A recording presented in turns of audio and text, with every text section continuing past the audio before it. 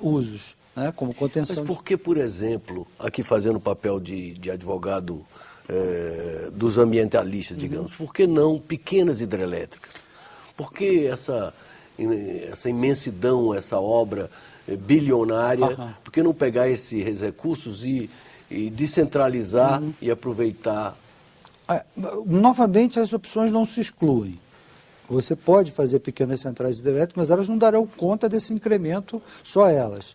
Mas para a gente, para o nosso telespectador, poder entender, por exemplo, Belo Monte é algo de potência instalada de 11.233 megawatts. Vamos fazer uma conta simples. Uma pequena central hidrelétrica, ela tem que ter no máximo 30 megawatts de capacidade instalada, a potência instalada da usina.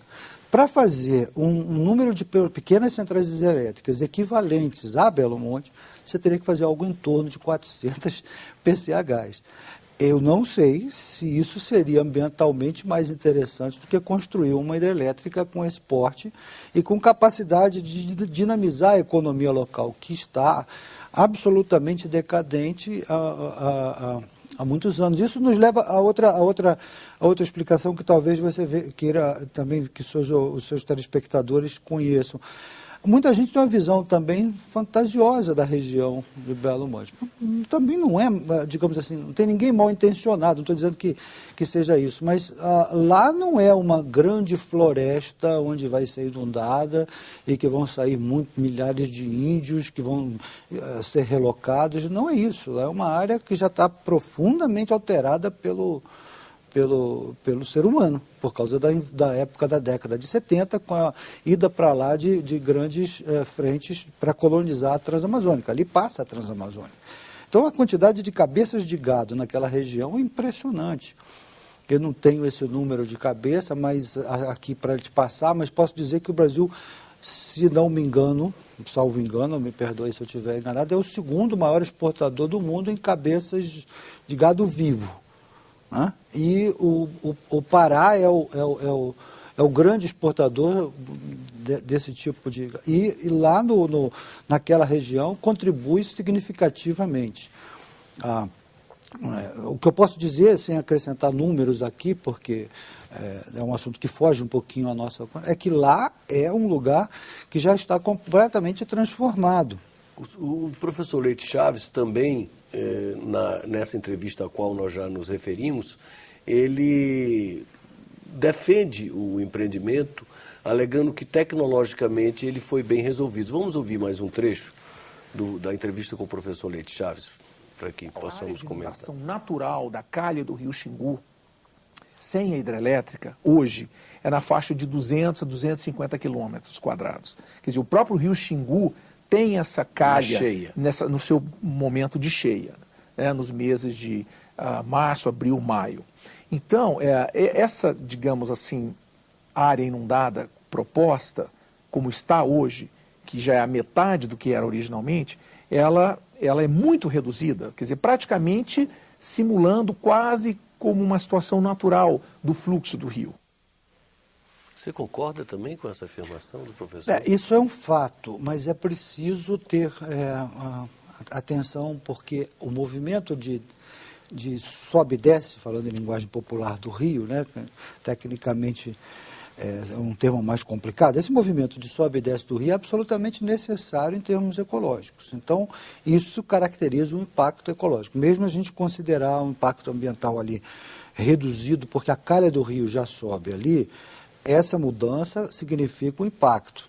Isso é... Mesmo porque parece que o contexto do empreendimento vai reduzir a vazão de alguns afluentes. Pois é. Então, os ribeirinhos dessa área que vão ser afetados diretamente, prejudicados, obviamente. Pois é, mas aí é que está. Quando eu disse há pouco que a área é muito modificada, eu não quero que o seu telespectador nos entenda mal. Há florestas, há regiões que vai haver uma redução da área vegetada ali. Isso não tem a menor dúvida. Então, é preciso admitir o seguinte: há impacto? Há. Agora, o estudo de impacto ambiental, primeiro, não é uma coisa rígida e imutável, ele é um processo. e muitas vezes digamos, a oposição a um determinado empreendimento não leva em consideração isso, se intencionalmente ou não, não nos cabe questionar aqui como estratégia ou não, eu não sei, mas o fato é que essa licença e esse processo de licenciamento implica condicionantes. O trecho de vazão reduzida do rio, que vai cair realmente por causa do barramento, e não há como ser diferente, esse trecho, ele, pelos estudos de impacto ambiental, foi dado a ele uma vazão mínima. Essa vazão mínima é aproximadamente o dobro da menor vazão registrada em 80 anos na região. Então, e aí você vai dizer, então você está dizendo que não tem impacto? Claro que tem, porque quando eu mexo nessa variação de vazão, eu estou provocando um impacto ambiental. Mas muita gente que não tem proximidade com o tema acha que ali o rio vai secar na Volta Grande do Xingu. Não, isso foi uma imposição que vai diminuir a quantidade de energia gerada, inclusive, não é? Porque, inclusive, é uma usina que, por razões ambientais, por conta de razões ambientais, é uma usina a fio d'água, que originalmente não era esse o projeto.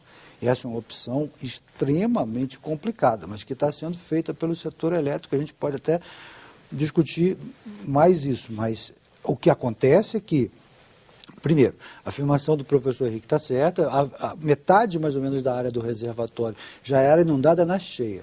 Mas isso não significa que não seja impacto, porque... Né, vai mexer vai mexer. Agora, esses impactos, Armando, eles devem ser considerados os positivos e os negativos. Porque, por exemplo, por conta da formação do reservatório, você vai remover pessoas de palafitas, assim, em condições, a gente poderia dizer, haitianas, né, que vivem numa condição, eu tive a oportunidade de percorrer mais de uma vez. É muito complicado. Então, são 3 igarapés, o Ambé, o Panelas e o Altamira, que vão ser, digamos, impactados pela formação do reservatório. Isso é um impacto, porque o reservatório não vai mais variar o rio. Mas essas pessoas vão sair de uma condição subhumana. Você acha que, pelas compensações constantes do empreendimento, em tese, a população não vai ter prejuízos?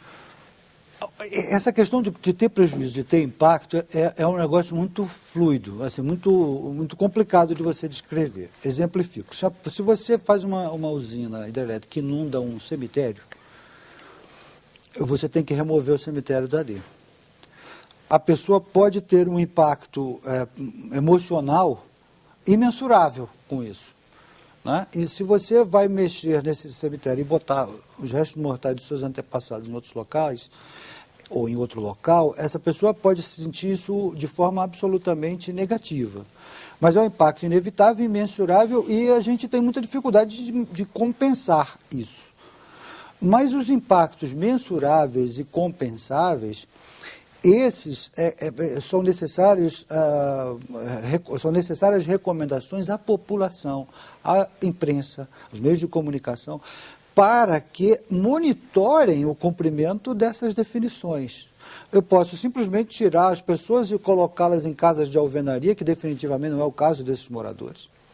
São casas em condições muito ruins, muito difíceis. Sim, mas as comunidades indígenas, por exemplo, poderão receber uma área de reserva que possa garantir a manutenção da tradição cultural, enfim, do modo de vida que eles têm lá?